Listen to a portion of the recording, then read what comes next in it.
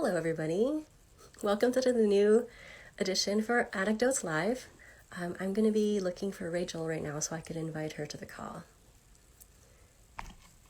All right, there's currently waiting for Rachel.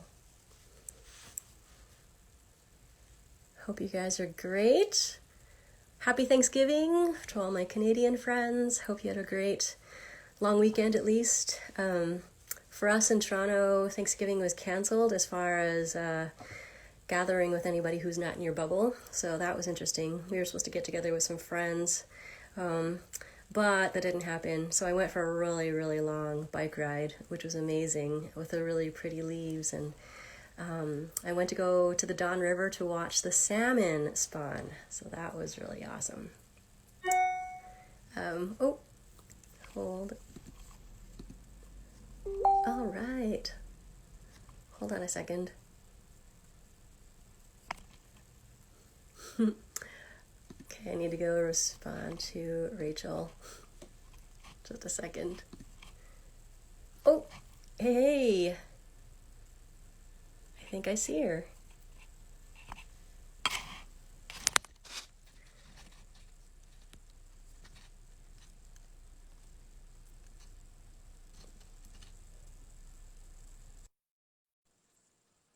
Let's see if this works.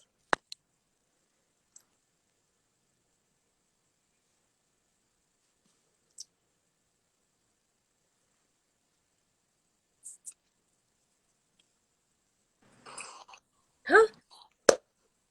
Hi, Rachel. Hey, you made it. Welcome. How are Hello. you? Now you're sideways. Am I sideways? You are. Okay. I'm actually on my mobile phone because I'm so okay. Yeah, maybe, I don't know if you can like find something to prop up your phone so that you don't have to worry about it, maybe? Okay. Yep. Can I turn my camera off? Will I do that? Sure. Or am I live now? I think you're live. Hello. Okay. Hey. This is actually the first time I've used Instagram. Oh, And I well. don't even know how to use proper, and I don't actually know how to turn the camera off. Oh, yeah. I don't know. Okay. Yeah, that's interesting. So I usually try to find something to like lay it against so you could just not worry Okay. about it, holding it. Okay.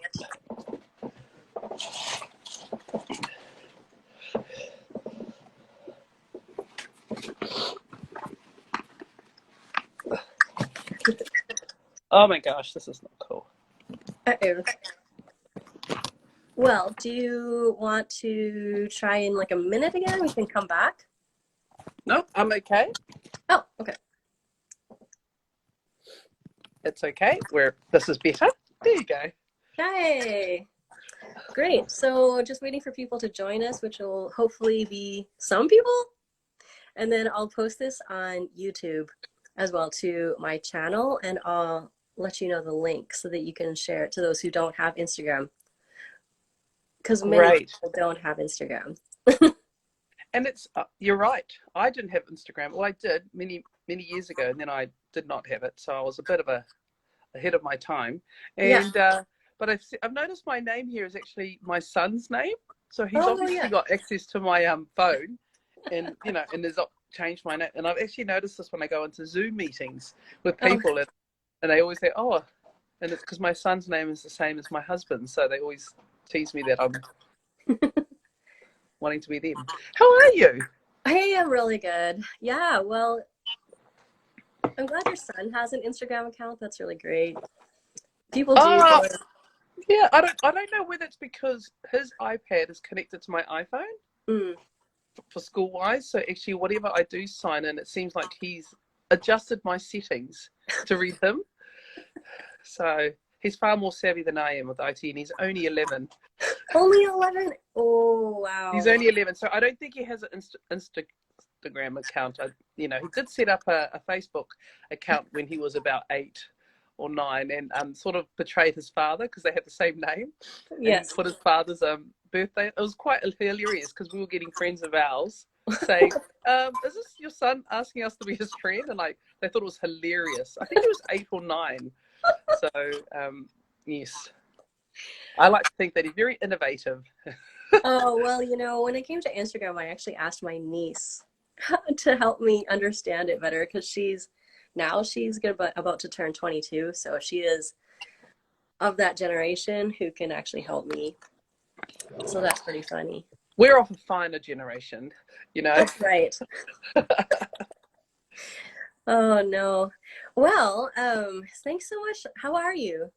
I'm really good. And I mean, I'm wondering whether anyone will sign up. I was probably a bit, I mean, you might have to blame me, Anne, because I was a bit slow off the mark to sort of Oh, get it out there. Um, oh, it's okay. yeah. I figure whoever can join is going to be really, hopefully encouraged. And so it's not about numbers, it's about like getting like content out there. And I'm going to try my best as well, obviously, to even after this interview is over, to let people know that we had like this awesome conversation. And what's the time over where you are? Oh, it's 4 in the afternoon. Oh, okay. It's 9 in the morning here. It was a Yeah. bit of a manic morning this morning because yeah, but no, it was it's good. So yeah, we just had a busy week, but I'll probably share a bit more about that in due course. I'm just thinking, you've got a lovely background. I wonder if I close my curtains, I could have that too. Oh, yeah, maybe it'll help your lighting because I like it. You have like a little glow behind you, which is awesome. So you're like an Oh, angel. it Ah, is. It is. yeah. It's the glory. The Is glory. and you're actually having spring, right? You're going into springtime, We weather-wise. are. Yes, we went into spring September the 1st. But Nice. yesterday was an amazing day. It was an amazing, beautiful day. Oh, And so then today it's overcast, it's drizzling. I mean, it's wet and rainy, but I actually totally believe that yesterday was Hamilton prayer breakfast, oh, our Hamilton City yes, that's prayer right. breakfast day, which I'm part of the organising committee, and it was an amazing event. It was a bit manic yesterday, so yeah, the whole juggle is real. That was yesterday was the epitome of it. So Oh yeah, I totally. Well, you said that you mentioned you're helping prepare and plan for the prayer breakfast, and then you're going to come into this, and I'm like, well, I hope you had a really great sleep last night. I did. Well, yes, I did. So I Okay. woke up this morning. I felt like yesterday at the end of my day, I felt like I'd probably run half a marathon. Yeah, Just totally. the like I'd been zapped, Yeah. and but you can't. I still had to come home and take my father was up for the last. Well, he's been up to help me with the boys because my husband's away for the week, Oh, and so I still had to take them all out for dinner, and I was in no mood to cook. So we all went out to dinner, and I think I was trying to stay awake at dinner, and yeah, so I just felt like I just had to rest and lie down and still have conversations with my children. oh yeah. You still have to like actually care for your family. Oh my goodness. Wow. Way to Yeah. go. So, I mean, let's just start. I think like I think you can only just see my head, which is a little weird, but I hope that's okay. Like, um, so I wanted to welcome everybody to to this Anecdotes Live interview. Honestly, I am blessed because I've been able to meet these incredible people from all over the world who really inspire me. And so whenever I hear of different issues that are happening in the world, I know with absolute confidence that there are people doing such good work in that location. And Rachel, you are one of those women who I met, I think it was 3 years ago, right? In Germany, in Wittenberg. Yes, it was. It was in Germany. It was awesome. Like a really pretty interesting and an intense set of meetings for the World Evangelical Alliance, their leadership meetings. And they had asked me to come and bring operational support for their for their for their meetings. And then I had the joy of meeting you. So that was a really awesome outcome of those meetings. Yeah, well, I do recall that time, Anne, and it was an amazing time. We were in Blankenburg, Germany for Yes. the global leaders meeting, and I mean, I think that was I was invited, and I was actually really humbled and blessed to be invited to this meeting of the senior leaders of the World Evangelical Alliance. And I mean, I understand you being there because, you know, you being pretty significant in supporting and ensuring and enabling that the WEA GLS progresses very sufficiently and efficiently. But I was there because I was invited as Yes. part of the New Zealand member of the World Evangelical Alliance, but also the South Pacific. But in saying that, if you Wow. can recall, Ed, when I left, I ended up being commissioned to sit on the structural leadership task force group, and I was one of 7, but the other 6 were all amazing men, That's mighty right. men of faith who were like doctors, reverends, and I was like, Yeah. oh, and we'll take Rachel on too, eh? And that year following was pretty. It was an amazing year experiencing and engaging with these leaders because we would meet on Zoom at our various times, and yeah, and it was amazing. I mean, I guess, like I said, I was actually quite surprised, and I'd have those moments where I go, "Okay, Lord, why am I? How did I get here? Yeah. You know, and what am I bringing to the table?" Yeah. And Wow. you know, because quite often you sense like, you know, it's like sitting amongst well, it's sitting amongst senior peers of a global church. It was It like is. sitting amongst senior leaders, nation leaders Yes. for the evangelical church across the world, Yes. and I was very blessed to be um, um, in the group and contributing Yes. from a very diverse perspective. So I think that was most definitely God's doing. Oh, well, and I think also you just really did bring and do bring a lot to the table. You have so much to offer. So when they did announce your appointment, I was so happy. I was like, that is going to be so beneficial for the global church to have your voice in there in the mix. How long was it? Just a year appointment, or is it longer?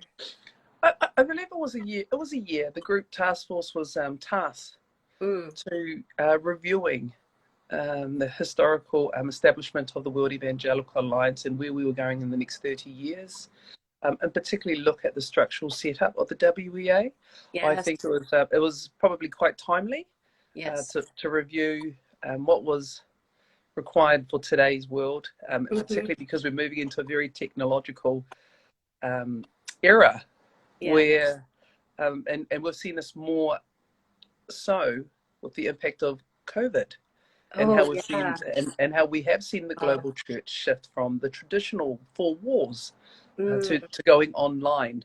mhm, But I think it's a good thing, mhm, and some churches are doing very well, and some mhm, churches have been doing it for a very long time. But mhm. we are seeing, or I'm seeing, particularly in New Zealand, the more so traditional churches who like to come together and gather are progressing, um, surely, Mhm. slowly but surely. Yeah, and that's like pretty great. I think slowly but surely should be what the church should be doing, like to be thoughtful and to consider the context and to really move forward together in community.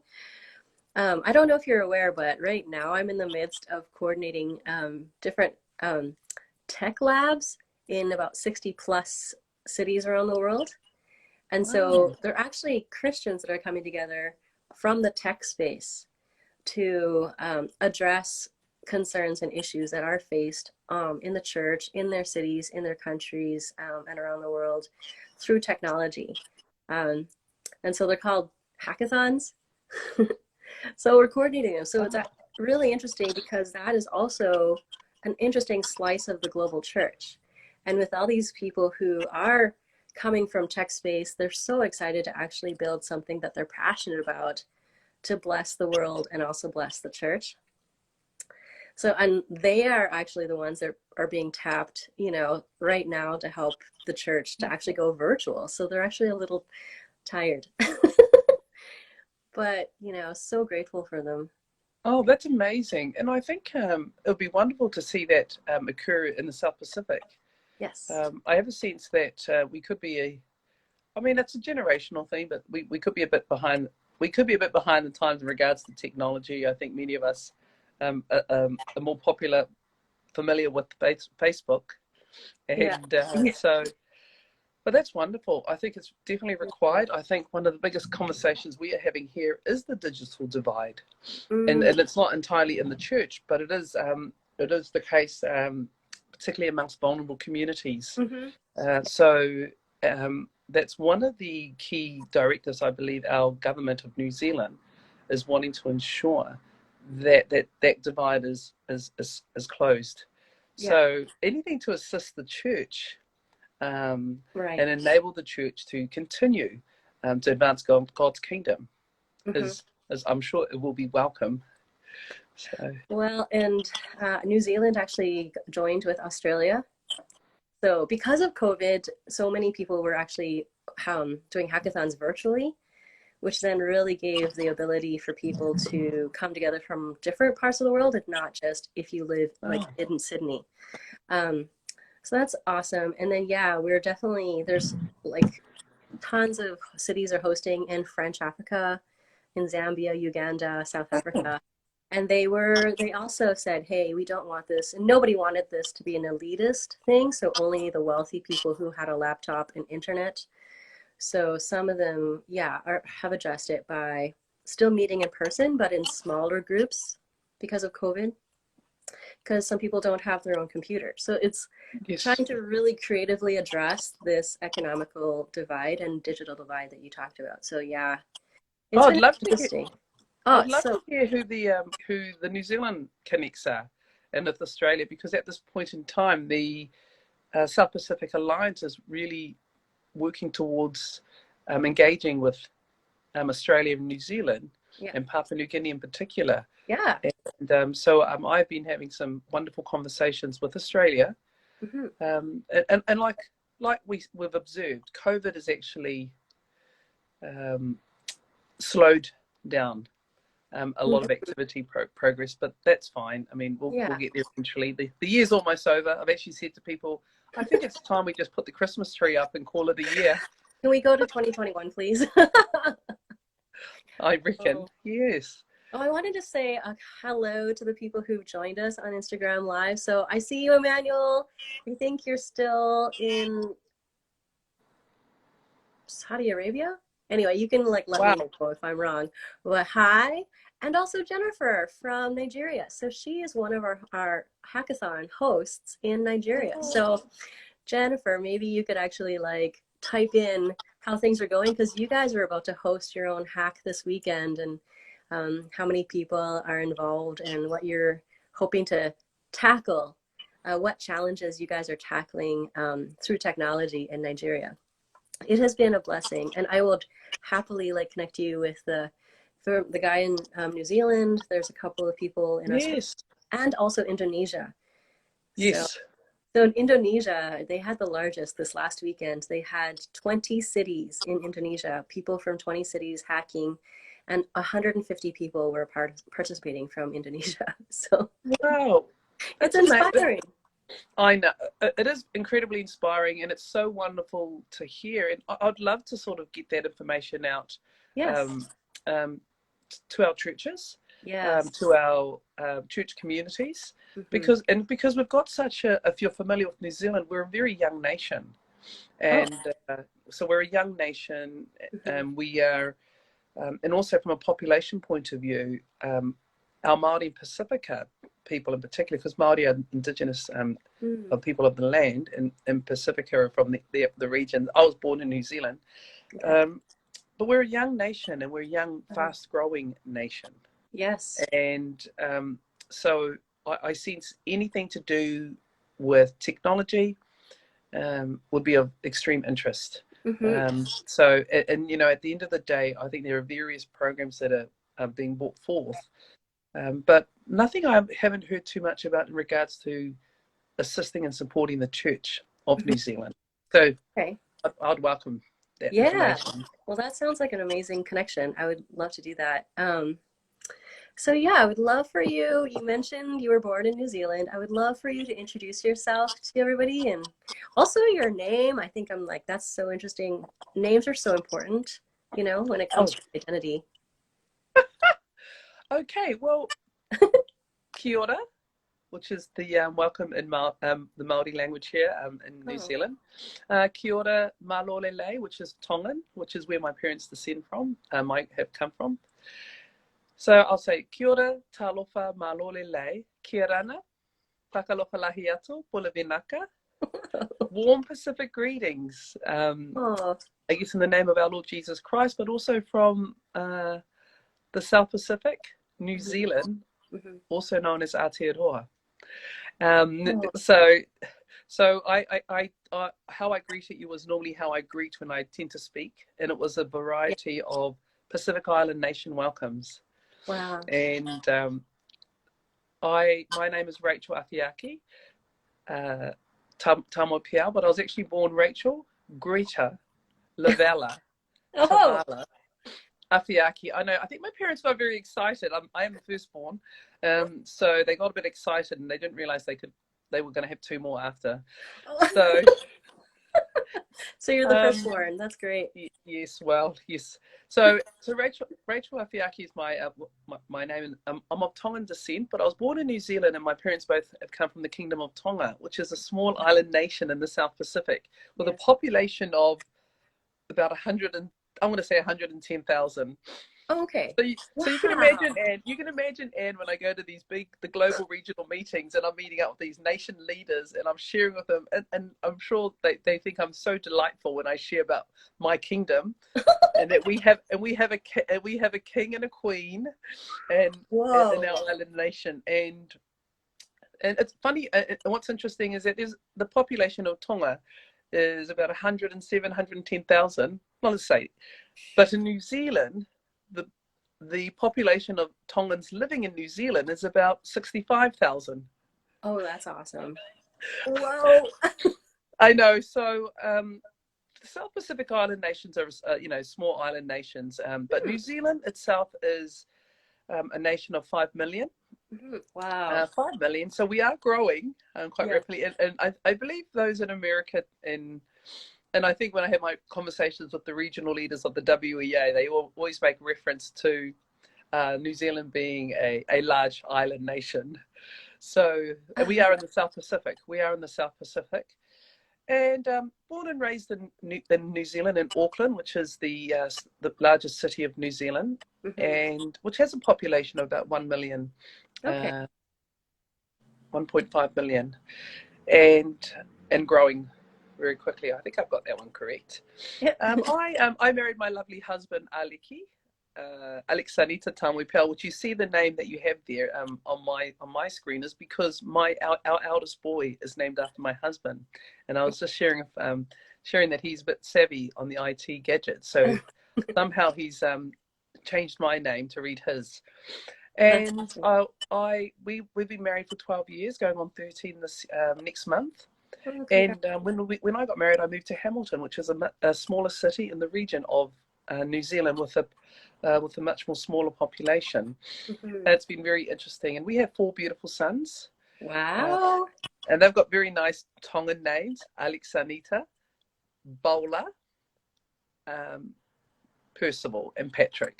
So and they've been named after. They're all juniors because they've all been named after Whoa. someone before them. Wow. Uh, yeah. It So and sounds like you guys are really tight, like it's a pretty tight community. um, yeah, it's interesting. I guess it's like when you're in the bubble, Hmm. it just seems like life is moving in the bubble, and but I'll be really honest. It wasn't until I traveled globally Uh-huh. and I lived in London for a couple of years that you come to understand the relativity of size and population size Really? and yeah, absolutely. And I lived in Auckland for a good part of for my whole life until I got married, and it's a much more bigger city. And then I've come out to Hamilton, which is a beautiful, more country, Hmm. but and it's still a city in itself, the fourth largest in New Zealand, so growing quite rapidly. So Yeah, and I have been part of the World Evangelical Alliance for a couple of years now, quite involved. And I actually became involved with the World Evangelical Alliance because the New Zealand Christian Network, which I sit on its board, and I still remain on its board, Mm-hmm. is a member, is the New Zealand Yes. member for the Yeah. World Evangelical Alliance. And I think there was a moment in time, and I believe it's still the case, where the World Evangelical Alliance was wanting to engage more so with diversity and ethnicity, Yes. and particularly looking at younger people. And hallelujah, they believed I was that. But I was really blessed to be invited to Blankenburg, where I met you, Anne, and meet with many of the leaders there and become more involved. My first engagement was with the World Evangelical Women's Commission, Mm-hmm. so which is a commission in the World Evangelical Alliance led by Amanda Graham, Yes. and some amazing, mighty women of faith across the world who continue to gather and pray and Wow. share and talk about the concerns of women, primarily within the church, and the Mm-hmm. role of the church in raising up and supporting and enabling women in leadership. Mm-hmm. Um, Wow. in church in particular, but also addressing a key concern of human trafficking and child trafficking, because we work very closely with the WEA task force, Yes. and also just how we can better encourage leadership development Yep. and be I'm going to say an advocate at the table. Yeah. Yeah. Thank you for So doing that. So important, so necessary. I hope that you very work much so. yourself out of a job. You know what I mean? I hope that in the future we won't need it, but we definitely need it now. Um, uh, in those meetings that we had in Germany, Amanda actually asked me to facilitate one of the days with the bishop from, I think he was Barbados. And I actually didn't think I heard correctly when she first asked me in a meeting. She's like, Anne, out of the 4 days, would you facilitate day 3? And so I was like, apparently I heard incorrectly, so I just didn't answer. And then I was like, Anne, did you hear my question? And I was like, oh, you're serious. Do you know what? How you just said that? I could just so hear Amanda. Did you hear my question? I'm like, yes. And then I said yes, and then I passed out from like the pressure, which I think we're going to talk about. It's the pressure is real, but it's an amazing opportunity, and I was so glad that I was able to do it. I learned a lot, and the World Evangelical Alliance is so serious. And so to be able to facilitate those conversations in Germany were like incredibly like intense, but Oh yes. hopefully Yeah. helpful. I hope. Oh, I recall, and I think like you, I also was feeling like, wow, this is very intense. Yeah. But years gone by now, and relationships have been established and formed, and they've gone deeper, and you have a deeper understanding of those sitting around the table. And I think the bottom line is we all have a heart to want to advance God's kingdom here on earth. And quite often and it's not a good thing, I believe, particularly for our younger generation coming through, is quite often we get caught up with the titles and the positions of what people hold in churches. And for many of us, because if we're sitting at the table, and if you can recall, it's like you're sitting with nation leaders Yes. within the global churches. And I can always I can imagine that they too are very burdened with what they carry Right. for the church. But I sense God is really making a way where He's really wanting to ensure that it is the joy of the Lord that is the strength of the church. And so quite often we've just got to the church has got to engage more, and not necessarily young in age, but young and free in spirit, and that's the Holy Spirit, to engage in in facilitating and growing and informing and awakening the hearts of even our leaders within the World Evangelical Alliance, because and I'm seeing that shift, Anne. I'm seeing that shift, and you know, and I say thank you to you for beginning that journey, you know, and beginning that process many years ago when you were us, and I think like you, many young leaders have that tendency, like I shared earlier, is like, what am I actually doing here? Like, why Exactly. am I here? Exactly. Like, why have I? And you kind of wonder, and we forget that God orchestrates, you know, our coming and our going, and He opens doors and opportunities, and all He requires of us is that we step out in faith, and He does the rest. That's right. So I mean, so. For me, I need to remember to breathe. Like, that's why I'm like hyperventilating right now. As I'm even thinking about it, like, Lord Jesus, help me now. And also, I did talk to my pastor, because when I said yes, I thought, this is ridiculous. Like, who am I? So I did talk to my pastor, and he was so supportive of me. Yeah. And he didn't have any questions or doubts. He's like, absolutely, Anne. Yes, go do it, step into it. And I think, like, you know, for me as a woman, I don't know what you think, if this is like a female thing. I don't know. I just seriously had to think carefully before stepping into that, but also knowing that I had a community of support behind me and praying for me. Oh yeah, absolutely. I was on a women's panel yesterday, and it was concerning governance and strategy, and it was really, it was talking about how women fare through a lot of challenges, but also look for opportunities. I really sense also that as women, we are a lot more considered, because we have a lot more. I'm talking from my own experience being a mother with young children. And so time is my currency. Yes. So I value my time. So my time that's given to others is actually taken away. So, you know, it's a bit like a ledger. So it's taken away from my family or other things in my life. So I have a tendency but I recognize that also with other people. So I tried very hard to respect their time, because, but I never used to think that. And I think it must come with age, as you, that's again, my own personal experience. But yeah, and I think also quite often when God has a calling on one's life, He does actually, you know, take you up to those point, He pulls you up to a point where it's like, wow, do I go or do I not go? Because He's always about the more and the increase. And so we, you know, and I think regardless if you decide not to do it, I think God always just waits. That's He right. just waits Okay. and goes, when you're ready. Yeah. So even if I did say no, God's like, okay, I have plan B. You know what I mean? So here's the irony that I think as I get older,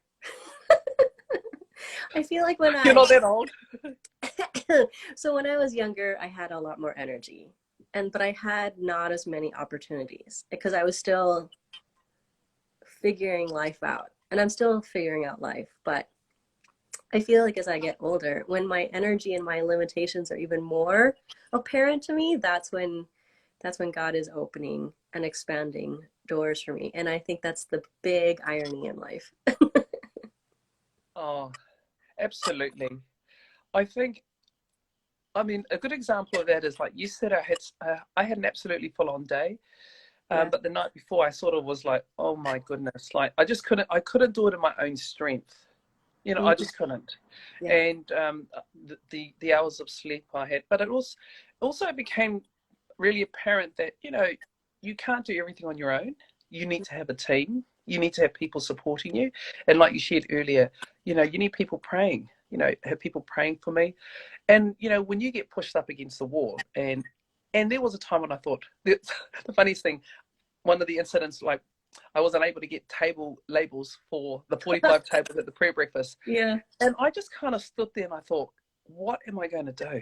Right. What's going to happen? And, you know, you kind of all of a sudden think, this is impossible. Yeah. And actually, I just sort of quickly just reverted to remembering, and because and knowing, and I just stood there and I said, what is the solution, Lord? Give it to me, because, Yeah. you know, and it was really simple. It's Oh. like, you can make it happen. You don't need to do the printing, and it was very simple, and the outcome was still achieved. But Okay. when I thought of that, it was one of those things where quite often you just have to step back, breathe, Yes. and quite often, more so than often, is that God just shows you the solution, and it's very simple. And you think, oh, and oh, okay, I did that. I would not have thought to do that prior to this crossroad. Mm-hmm. And I always believe that God just has a good laugh, and he Yes. thinks, and he goes, oh, and then. But you're absolutely right. You get busier, and I think time becomes a lot more valuable to you, because all of a sudden things are moving quite twice as fast, and Yes. you're doing twice as much in half the time.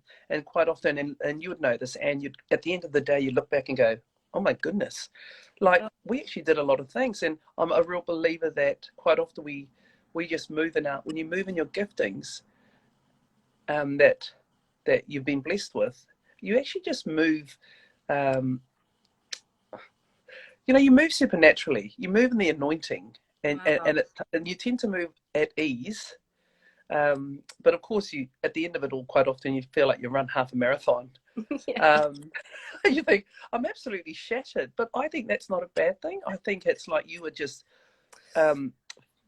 you're just moving in full glory. I believe, and Wow. that's what I believe. Yes. And I think it's really important for us as women is that we need to look after ourselves. We Mm-hmm. need to look after our own well-being, and we need to also rest, Mm-hmm. and we also need to just reflect and take time and Mm-hmm. just appreciate, you know, Mm-hmm. the goodness in our surroundings of what's happening and Yeah. what's manifesting in front of us. So yeah. Wow. I don't know if you have this in New Zealand, but in Canada, we just celebrated Thanksgiving.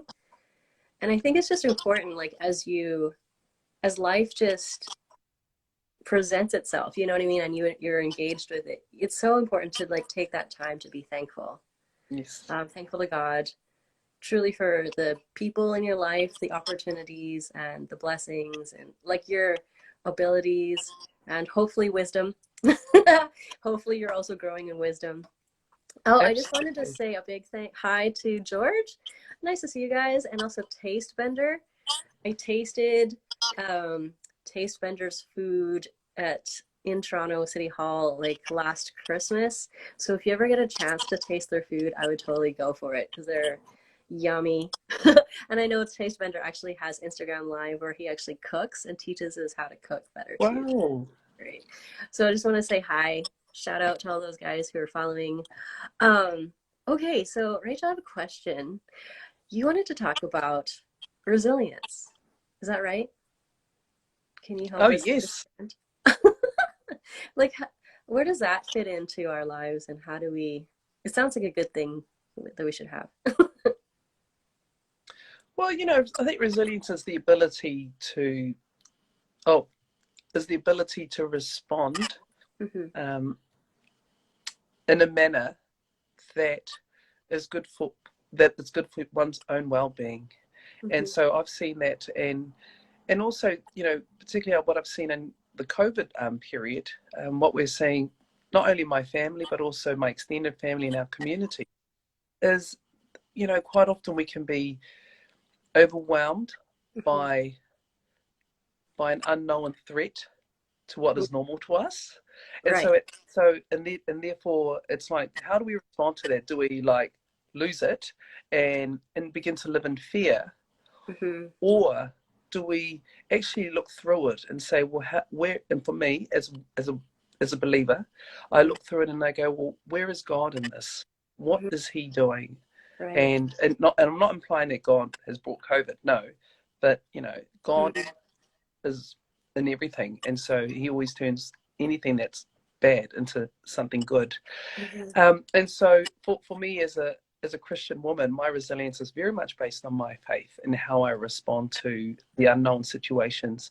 I really believe also there's the ability to overcome, to work through fear, because fear can actually lock us down and actually stop us from actually moving forward. And then, and again, it comes back down to knowing who you are and who you've been created to be. And so for me, resilience is actually, exhibiting the values of humility and knowing when to be, to move in humility. And actually, I can't control the situation. I can't control people's behavior. Wow. I cannot control people's responses to certain situations, but I can actually walk in peace and be humble and actually be more Christ-like and actually speaking life into a situation and praying for people. Now, don't get me wrong, Anne. I don't go around being all like, Yeah. I'm so humble right now. No, I'm so like, I'm so mighty in the spirit, and I'm not like that. But I think it's just your everyday natural demeanor, and actually really having a sharp discernment of what is happening around you. And quite often, it's not too easy. I mean, it's very challenging, and it's also very exhausting, because quite often you feel like, am I the only decent person in this room? Like, I mean, come on, Lord. It seems so unfair. It's like, it's, and I think that's where the value of humility kicks in. It's like, hey, just stay calm and, breathe as you do, but also just really and pray into the situation. So that's a long extended definition of resilience, but that's worked for me more so when I got married, and I took a whole new journey of being married, and then became a mother quite quickly thereafter. Well, not that quick, but had 4 boys consecutively. Wow. So we had a 10-year period where I believe my resiliency just exponentially grew accordingly to my life situation. And I was still working, and I was still traveling. And my husband and I look back when we celebrated our 10-year wedding anniversary. We sort of looked back and reflected. We were like, whoa. Like, not only did we have our 4 sons, but we also did so much.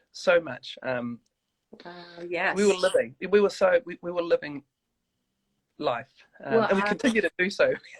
I mean, obviously, I checked out your LinkedIn profile. I'm like, how do you do it? But on top of like having your sons and being married and having all the, oh my goodness,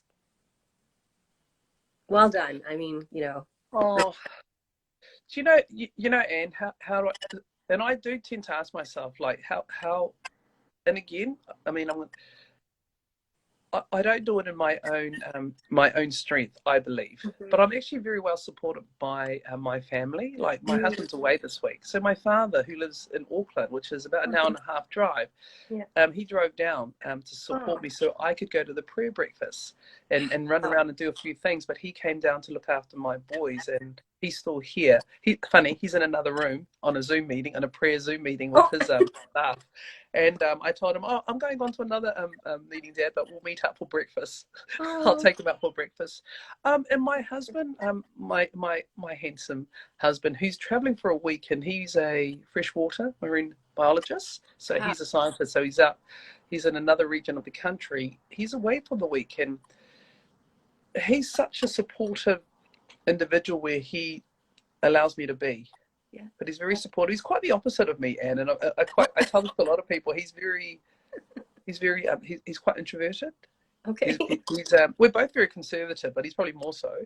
He's quite private. But he's also a mighty man of faith, and he's a prayer intercessor.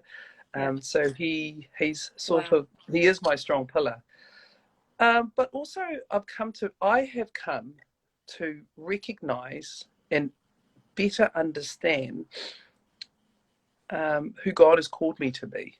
And I've come to better understand my role in actually doing my part in where he's positioned me. Mm-hmm. And Wow. and you know, you see all those boards that I sit on, Yes.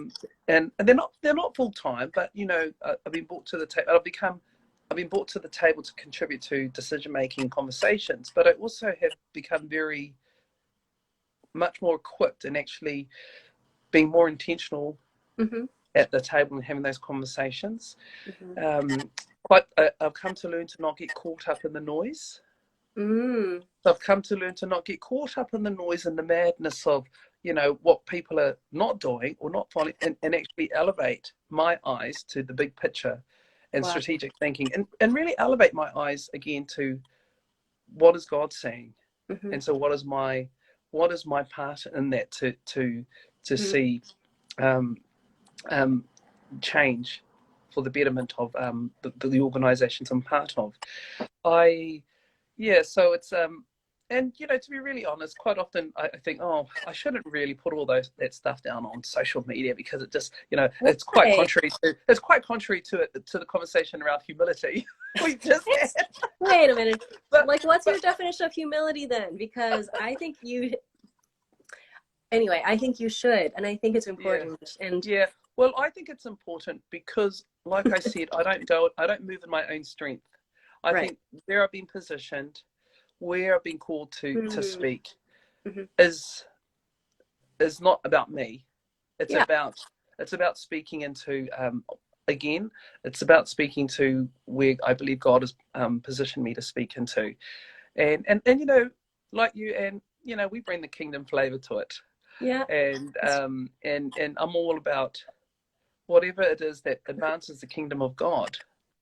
You know, and it doesn't need to be within the church. Mm-hmm. It can be in the marketplace. It can be in Mm-hmm. leadership. It Yes. can be in relationships that I form, and like um, our conversation we're having today, and we Yeah. haven't reconnected face to face for about 3 years. Yes, that's right.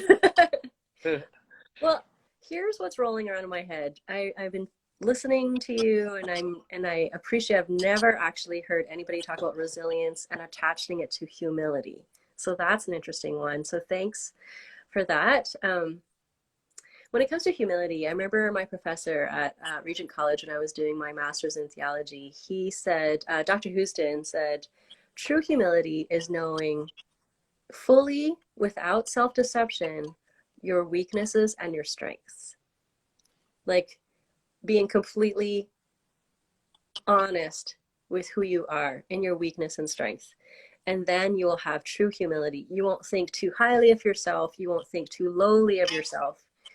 And then your identity then will be just so firmly grounded in God, because you'll know, okay, I am secure in who I am before God, and then I'm able to withstand the noise, Absolutely. maybe. And so I mean, that's what I was thinking about when you were talking. Yes, Yeah. absolutely. I mean, I had a very good experience of humility, you know, being humbled, um, Mm, because quite often, I think quite often you are, and it's also about your level of humility determines your response to mm-hmm. a given situation. Wow. And and I think quite often, you know, you know in your heart that you know what you're doing is right, Mm-hmm. but your humility is that you know for this situation was about what about the team? Mm-hmm. What does this? What does it mean? What does humility for me right now mean for my leadership, Mm-hmm. for my role as a leader and leading a team? Now, do I step forward and say, look, I am right? Oh, And everyone knew I was right, you right. know, but my decision to step back to ensure unity within the team and bring peace Mm, to the forefront, mm-hmm. um, in order for the collective to move forward. I think that to itself is a representation of God's humility, because it's not about, Mm, and it's about, and so what I saw was the response of the rest in seeing that. mm-hmm. So, and it wasn't about me telling people I'm so humble, but it was about, but it was more about them seeing seeing in me how I could behave in such a way. But that's and that can only be like, and I had the conversation where, I don't know if I make sense on this end, but people saying that's, you know, just really giving me credit in a sense. Not that I want credit, but it wasn't the credit for, it was the process. Because I could have gone the other way and made the situation supposedly be what it's supposed to be in the world, how you see it about, like, from a governance perspective. But actually I thought, no, you know what matters here is that my team is unified, that my team recognize that we are here to serve and also honor honor outgoing members who are a lot more older than us, and that was what I had to project. And so, and that was more important. That was far more important to create that atmosphere than actually, you know, do what I felt to do. And I'm not. And again, it was a very difficult one for me. Yeah. Because, you know, you do get stoned in the process. Oh man. You know what I mean? You do get stoned in the process because you think, but, you know, you come through it. You come through stronger. Your character is built. And you also come to understand that, and for me at that time, it's like, God, what were you doing there? And God was teaching me. He was teaching me the level of humility that is required as a leader, as a governor going forward. Is that there are times when you just need to, like, zip it. You know, zip it, and actually, and not look at what, not to move to what you see, what's in front of you, but actually, you know, there's so much more is working behind the scenes, and to this day, and that happened about 2 years ago, and to this day, the relationships are still incredibly positive, and I think it is very, and also the character, you know, the character of people have still been, well, are as it was seen by those, all the players in there. So the character, you know, so the observation is they would have known, like, identified good character and not so good character. Yeah, and I think people are smart. People are watching. And so it's, like, really important to remember it's not about you sometimes. It's about the team or the board, and, like, and I think that people will remember the process that you brought them through, more so than the actual conversations or, you know, even specific words, but it's more of like, how did that go down, and was it honoring, even though some people are, you know what I mean, there are problems. Yes, absolutely. And I think also, and not everybody thinks, well, you know, there are people, like I said, it's all about how you perceive yourself to be, and how you see who God's called you to be. And, you know, that situation could have been very much different from maybe how you would have handled that, Anne. But you would have handled it well enough for your situation, and I did that with mine. So yes. Great. Sorry, I had to move around because my battery's going to go flat. I thought, oh my goodness, I better go get my charger. I was wondering. That's what I saw. I thought, I think our phone's probably about to die, so I totally get it. Welcome to real life. I'm just juggling it, so I'm walking back going, oh my goodness. Yeah, well, I think we have a few minutes left, so I wanted to know, well, I probably should have asked this a long time ago, but does anybody have questions that's watching on Instagram Live? If you do have questions for Rachel or, you know, me, please, like, type that in. Yeah, and maybe as people type, I wanted to ask you, like, what does the future look like for you? Do you have any projects that are coming up that you're looking forward to? Yeah. Well, I don't know if you knew this, Sam, but I've actually put my hat in the political What? ring. I know. I had no idea. So actually, I'm sort of aspiring to 2023 Okay. to sort of run for Parliament. Put my hat in New Zealand. Not many people know that, but I think it's on the agenda, so to speak. But it's Yep. always been on the back of my mind, and I've always been encouraged to do so. Ah, But life just got really busy, okay. and I've actually had some. I'm very good friends with a lot of politicians here in New Zealand, Yeah. Yeah. um, both in government and opposition. Mm-hmm. And but my priority in my life at the moment is my family and Mm. my children being very young. And my baby boy is only 6. I've got 4 boys, aged Oh, 6, 8, 10, and soon to be 12 next month.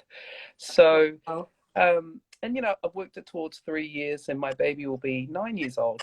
So he's a bit older, and they're Okay. very familiar with my sort of my busy schedule life. Mm-hmm. But you can't get those years back with your children. Oh, yeah. And Right. yeah, and they don't really, and kids don't really care what their parents, they don't care that I'm flying around.